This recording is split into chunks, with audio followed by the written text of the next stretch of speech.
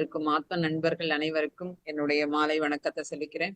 இன்னைக்கு என்ன பார்க்கலாம்னா, யோகம் அப்படின்றத பத்தி நான் உங்ககிட்ட ஷேர் பண்ணணும் அப்படின்னு சொல்லிட்டு நினைக்கிறேன். யோகம் அப்படின்னு சொன்னா இணைதல் அர்த்தம். ஒன்றுடன் ஒன்று இணைவதற்கு பெயர் யோகம் அப்படின்றது அர்த்தம்.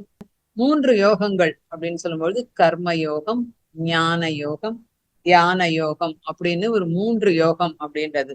கர்ம யோகம் அப்படின்னு சொன்னா என்ன அப்படின்னு சொன்னா, உடலும் மனமும் இணைந்து, நல்லா தெரிஞ்சுக்கோங்க, உடலும் மனமும் இணைந்து ஒரு வேலை செய்யும் பொழுது அது கர்ம யோகம். அதனால்தான் நம்ம வந்து ஏதாவது ஒரு வேலை செய்யும் பொழுது என்ன சொல்றோம்னு கேட்டா, வேலை மேல கவனம் வச்சு செய் அப்படின்னு சொல்லுவோம். எந்த ஒரு வேலையும் முழு கவனத்துடன், மைண்ட்ஃபுல்னஸ், அந்த முழு கவனத்துடன் செய்யும் பொழுது அது கர்ம யோகம் அப்படின்றது. ஞான யோகம் அப்படின்னா என்னன்னு கேட்டா, மனம் புத்தி ரெண்டும் இணைந்து, நமக்கு ஏதாவது ஒண்ணு படிக்கிறோம்னு வச்சுக்கோங்களேன், மனசு இல்லாம படிக்கும் போது படிக்க முடியாது. ஏதோ ஒரு கிளாஸ் எடுக்கிறோம்னு வச்சுக்கோங்களேன், நமக்கு வந்து அந்த மாதிரி முடியாது. மனமும் புத்தியும் சேர்ந்து நம்ம செய்யும் பொழுது ஞானம் கிடைக்கும். அப்போ வந்து அந்த மனமும் புத்தியும் இணைந்து நமக்கு ஞானம் வருவதால் அது ஞான யோகம் அப்படின்றது நமக்கு ஒரு புரிதல் வேணும் அதுக்காக. அதுக்கப்புறம் வந்து என்னன்னு கேட்டா, நம்ம கொஞ்சம் சொல்லுவோம் இல்லையா, புத்தியை யோசிச்சு படி, கவனம் வச்சு படி அப்படின்னு சொல்லுவோம் அப்படின்னு. அடுத்தது தியான யோகம் அப்படின்னு சொன்னா புத்தி ஆன்மாவுடன் இணைந்திருப்பது. இதுதான் தியான யோகம் அப்படின்னு. எண்ணமற்ற நிலையில் நம்ம புத்தியோட சேர்ந்து நம்ம அந்த தியானத்தை செய்யும் பொழுது அதுதான் தியான யோகம் அப்படின்றது. இதுல வந்து என்ன, அதனாலதான் நம்ம என்ன பண்ணிடுறோம், be with your self, be with your breadth அப்படின்னு நம்ம சொல்லுவோம்.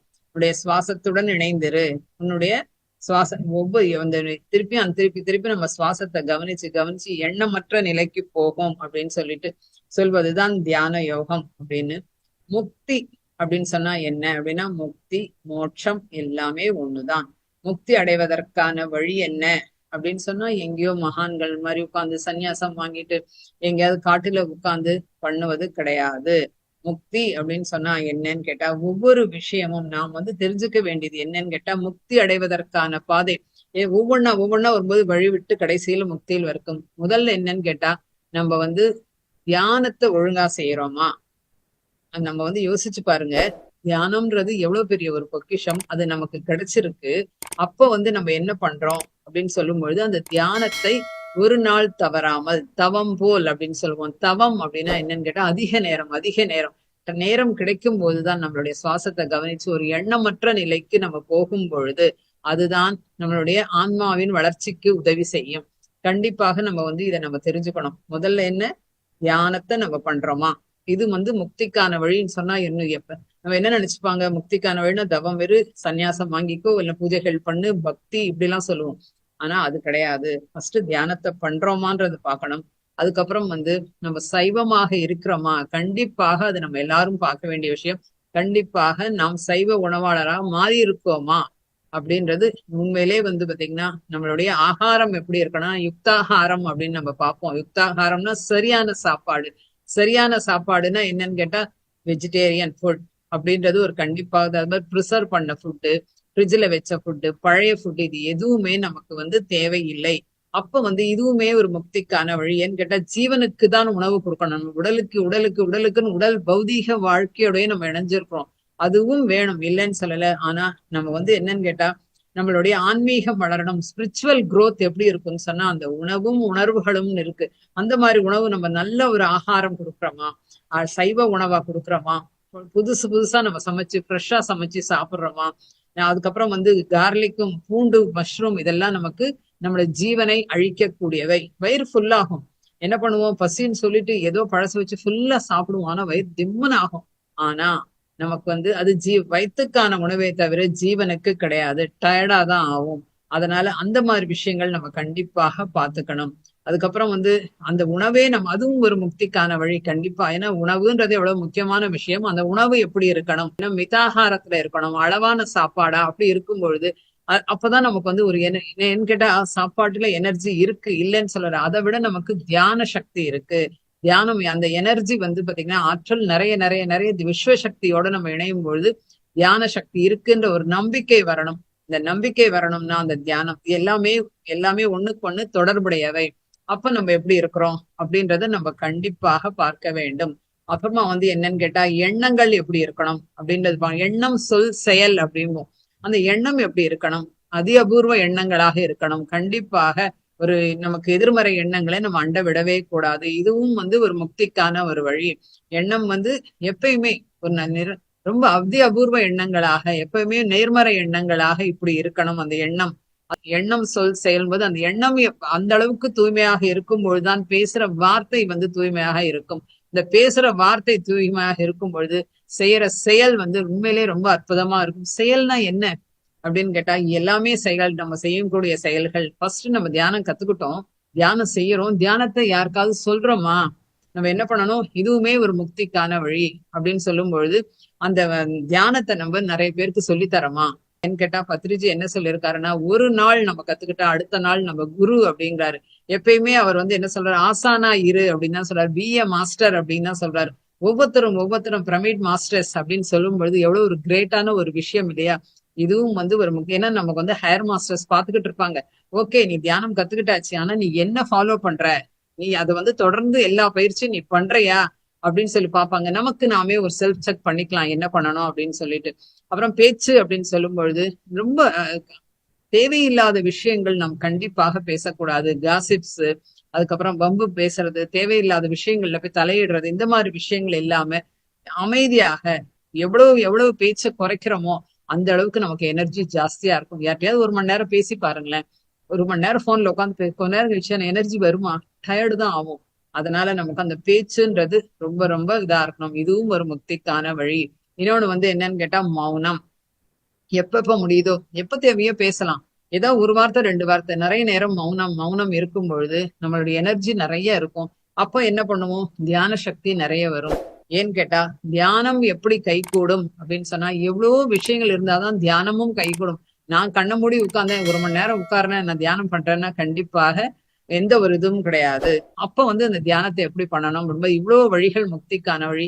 இன்னொன்னு வந்து விரயம் பண்ணாமல் இந்த தியான எனர்ஜி ஒரு மணி நேரம் தியானம் பண்ணிட்டு நான் பழையபடி எல்லாம் பேசுவேன், கண்டதை சாப்பிடுவேன், இப்படி எல்லாம் இருக்கும்னா ஓட்டப்பானைக்குள்ள தண்ணி பிடிக்கிறாப்பலதான்.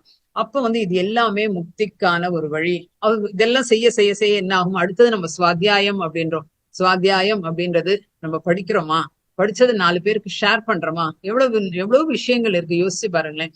அப்ப நம்ம வந்து என்ன ஆகும் அப்படின்னு சொன்னா அந்த புக்ஸ் படிக்கும் பொழுது நம்மளுடைய மனசு இங்க அங்க அலப்பாயாம அந்த ஆத்தரோட நம்ம கனெக்ட் ஆயிடுவோம். அடுத்தது சத் சங்கம் அப்படின்பது இதுவுமே ஒரு முக்திக்கான வழி. இதுதான் முக்தி மோட்சம். சத் சங்கம் அப்படின்பது எவ்வளவு கிளாஸஸ் இருக்கு நமக்கு. எல்லாத்துலயும் நம்ம ஏதாவது நம்மளால முடிஞ்சப்போ பேலன்ஸ்டா நீங்க கால்குலேட் பண்ணி பாருங்க, எவ்வளவோ நேரம் இருக்கும். அப்போ ஏதாவது ஒரு கிளாஸ்ல அட்டன் பண்ணி நமக்கு தெரிஞ்சதை ஷேர் பண்றோமா, வேற யார்கிட்ட ஏதாவது விஷயத்த நம்ம வாங்கிக்கிறோமா, அதுதான் தியானத்தினால் ஞானம் அப்படின்னு சொன்னாங்க.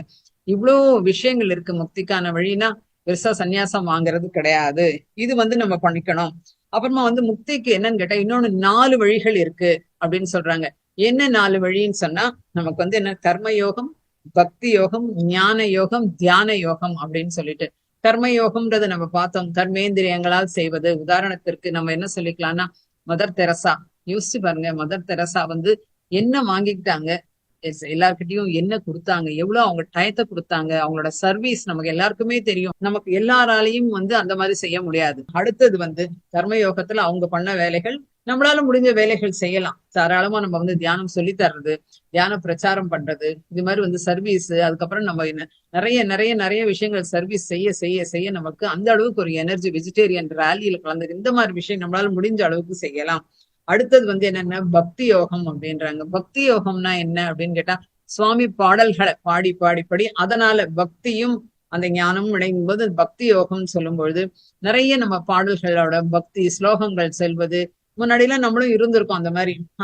அதுக்கு உதாரணங்கள் யார சொல்லலைன்னா துளசிதாசர், கபீர்தாசர், அவங்க எல்லாமே அவங்க கடவுளோட இணைஞ்சு இருப்பாங்க. கடவுளோடைய ஸ்லோகங்கள் சொல்லிட்டு இருப்பாங்க, பக்தி பாடுவாங்க. பக்த ராமதாஸ் அப்படின்னு சொல்லும் பொழுது ராமர் பஜனை இது மாதிரி எல்லாம் இருக்கும். ஆனா அதுவும் வந்து ஒரு குடும்பத்துல வந்து குடும்பத்தை விட்டுட்டு அவங்க எல்லாம் வந்து குடும்பத்தை விட்டுட்டு பக்தியில இருந்தாங்க. ஆனா அது வந்து நம்மளால முடியாது. சம்சாரத்துல இருக்கும் பொழுதுதான் நமக்கு வந்து என்னன்னு கேட்டா நிறைய விஷயங்கள் நம்மளால கத்துக்க முடியும். நமக்கு வந்து பொறுமைன்ற பாடத்தை கத்துக்கலாம், அக்செப்டன்ஸ்ன்ற ஒரு விஷயம் கத்துக்க முடியும், அட்ஜஸ்ட்மெண்ட்ன்ற விஷயத்த கத்துக்க முடியும், ஒரு தைரியம் கத்துக்க முடியும், அதுக்கப்புறம் வந்து ஒரு குடும்பத்தையே நமக்கு எப்படி நிர்வகிக்கிறது, நிர்வாக திறன் எப்படின்றது கத்துக்க முடியும். ஒரு ஆன்மாவை வந்து இன்னொரு ஆன்மா நம்ம மூலியமா அந்த குழந்தைகள் அப்படின்னு வருது குடும்பத்துல இருக்கும்பொழுதுதான். ஏன்னா நாம் வந்தோம். அப்ப நம்ம மூலியமா இன்னொரு குழந்தை ஆன்மா வரணும் இல்லையா? அந்த மாதிரி விஷயங்கள். அப்ப அந்த குழந்தை வளர்ப்பு எப்படி இருக்குன்னு சொல்லி தெரிஞ்சுக்கணும். சேமிப்புன்றது தெரிஞ்சுப்போம். நம்ம ஒரு பணிதல், வினய தர்மம் சொல்லியிருக்காரு. அந்த பணிவோட எப்படி இருக்கும்? இது எல்லா விஷயங்களும் அக்செப்டன்ஸும் முக்கியமான ஒரு விஷயம். இது எல்லாமே எப்படி எங்க கத்துக்கலாம்னா குடும்பத்துலதான் கத்துக்க முடியும். அதனால நம்ம பக்தி, நான் சாமி கிட்ட உட்கார்ந்துட்டு இருக்கேன், நான் வந்து 10 தடவை ஸ்லோகம் படிக்கிறேன், 20 தடவை ஸ்லோகம் படிக்கிறேன், கோவிலுக்கு போறேன் அப்படின்னு சொன்னா குடும்பத்தை விட்டு விட்டு போவது என்பது கிடையாது. அது வந்து எல்லோராலும் கண்டிப்பாக முடியாது அப்படின்றதுதான். அடுத்தது வந்து என்னன்னு கேட்டா ஞான யோகம். ஞான யோகம்னா என்ன அப்படின்னு கேட்டா, நிறைய குருமார்களோட நிறைய வந்து என்ன நிறைய நமக்கு தெரியும். நிறைய குரு பின்னாடி போறது, குருவோட உட்கார்ந்து படிக்கிறது, திருப்பி அதனால ஒரு ஞானம் வந்து நம்ம நிறைய விஷயங்கள் வரும்போது அந்த குருமார்கள் கிட்ட போய் படிக்கிறது, குருமார்கள் கிட்ட போய் நமக்கு வந்து ஸ்லோகங்கள் படிக்கிறது, அர்த்தங்கள் தெரிஞ்சுக்கிறது. எப்பயுமே அந்த குருவோடயே இணைஞ்சிருப்பாங்க. நிறைய பேர் பாத்தீங்கன்னா குடும்பம் வந்து குடும்பத்துல வந்து இது ரொம்ப ரொம்ப கஷ்டம். ஆனா அந்த குருமார்களோடு இணையும் பொழுது அந்த மாதிரி விஷயங்கள்ல போய் நம்ம ஞானத்தை தேடணும். உலகாய விஷயங்கள்லயே போகாம கண்டிப்பா இதை நம்ம புரிஞ்சுக்கணும். உலகாய விஷயங்கள் அப்படின்னு சொன்னா எப்ப பாரு ஏன்னு கேட்டா அது தேவை, வாழ்வதற்கு தேவை. ஆனா அதுதான் வாழ்க்கை அப்படின்றது கண்டிப்பாக கிடையாது. அதனால என்ன ஆகும், எனர்ஜி வந்து குறைஞ்சுக்கிட்டே தான் வரும். ஒரு வீட்டுல ஒரு நல்ல வைப்ரேஷன் இருக்கணும், நல்ல ஒரு எனர்ஜி இருக்கணும்னா நிறைய தியானம் பண்ணணும். வீட்டுல இருக்கிற ஒருத்தர் தியானம் பண்ண அந்த வீடே வந்து பாத்தீங்கன்னா சொர்க்க பூமியாக இருக்கும். நம்ம பண்ண பண்ண என்ன ஆகும், நம்மளுடைய மாறுதல்கள், நம்மளுடைய மாற்றங்கள், ஒவ்வொரு விஷயங்களும் நம்ம வந்து தெரிஞ்சுப்போம். பர்பஸ் ஆஃப் லைஃப் என்னன்னு கேட்டா பொறுப்பு, ரெஸ்பான்சிபிலிட்டி, இது எல்லாருமே தெரிஞ்சுக்கணும். எல்லாரும் என்ன பண்ணும், என்னோட பர்பஸ் தெரிஞ்சுக்கணும்னு என்ன தெரிஞ்சுக்கணும், எப்படி பர்பஸ் ஆஃப் லைஃப் தெரியும்? உன்னோட பொறுப்புகள் தான். அதை நீ தட்டி கழிக்காம, ஏன்னு கேட்டா குடும்ப தர்மம்னு ஒண்ணு இருக்கு. அந்த குடும்பத்துல நீ உன்னுடைய குடும்பத்தை நீ நல்லா பாத்துக்கிறியா, உன்னுடைய குழந்தைகளை பாத்துக்கிறியா, கணவர்களை பாத்துக்கிறியா, உன்னுடைய உறவினர்கள், இன்லாஸ், எவ்வளவு விஷயங்களை எல்லாரையும் நம்ம அரவணைச்சு போறோமா, இதுதான் வந்து நம்ம பர்பஸ் ஆஃப் லைஃப். அது பண்ணி அது ஏன்னு கேட்டா நம்ம யாரையும் விரோதம் பண்ணிக்காத, யார்கிட்டயும் பேசாத அப்படிலாம் சொல்லல. ஆனா அந்த ஞானத்தோட இரு. நம்ம வந்து செய்யும் பொழுது அத்தனை விஷயங்களும் நமக்கு மாறும். கண்டிப்பா வீட்டு சூழ்நிலையே நமக்கு கண்டிப்பாக மாறும். எல்லாருக்குமே வேணும் இல்லையா? முக்தி வேணாமா, முக்தி வேண்டாமா அப்படின்னு கேட்டா முக்தின்றது எல்லாருக்கும் வேணும். அதுக்கு எவ்வளவோ நம்ம செய்யணும் அப்படின்றது பார்த்தோம். இந்த தியானத்தை தொடர்ந்து நம்ம செய்யும் பொழுது ஒரு எண்ணமற்ற நிலைக்கு போய் நம்மளுடைய ஆன்மாவுடன் நாம் கண்டிப்பாக இணைவோம்.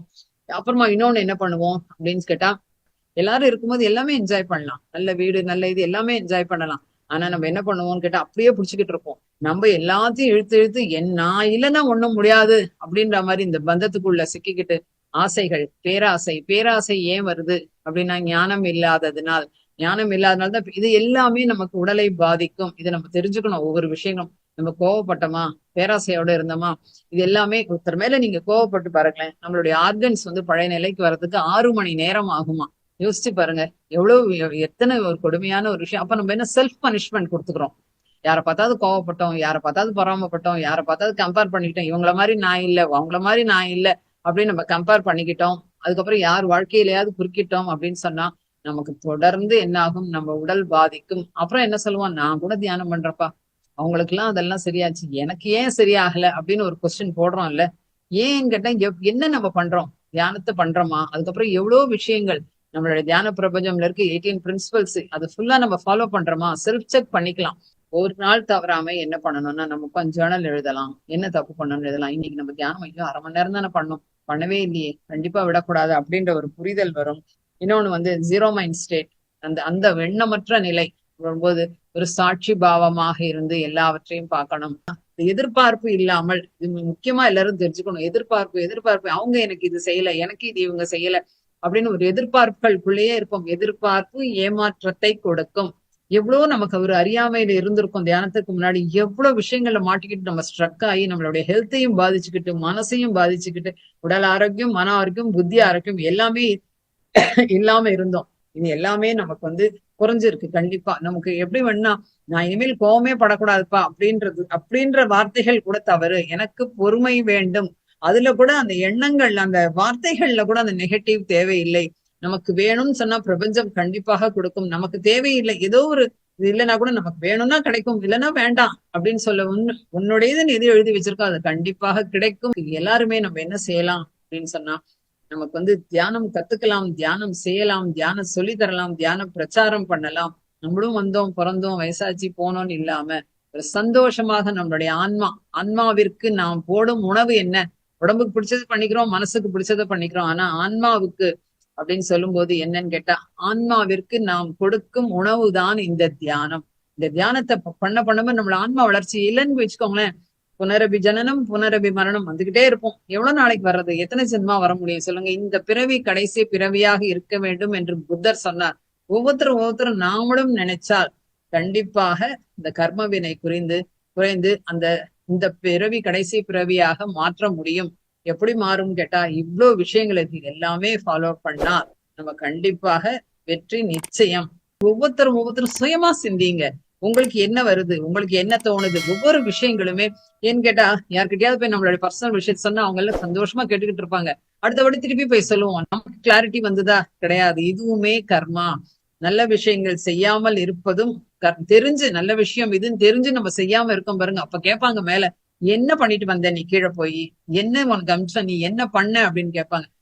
அனாவசியமாக டயத்தை வேஸ்ட் பண்றதுன்றது மிக மிக மிக மிக கடுமையான ஒரு பாவம். அது இந்த பாவ கர்மா அப்படின்றது.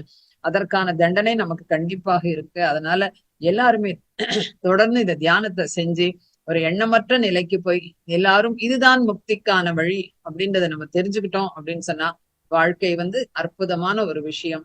இதுதான் இன்னைக்கு உங்ககிட்ட ஷேர் பண்ணணும்னு நினைச்சேன். மிக்க நன்றி. Thank you so much.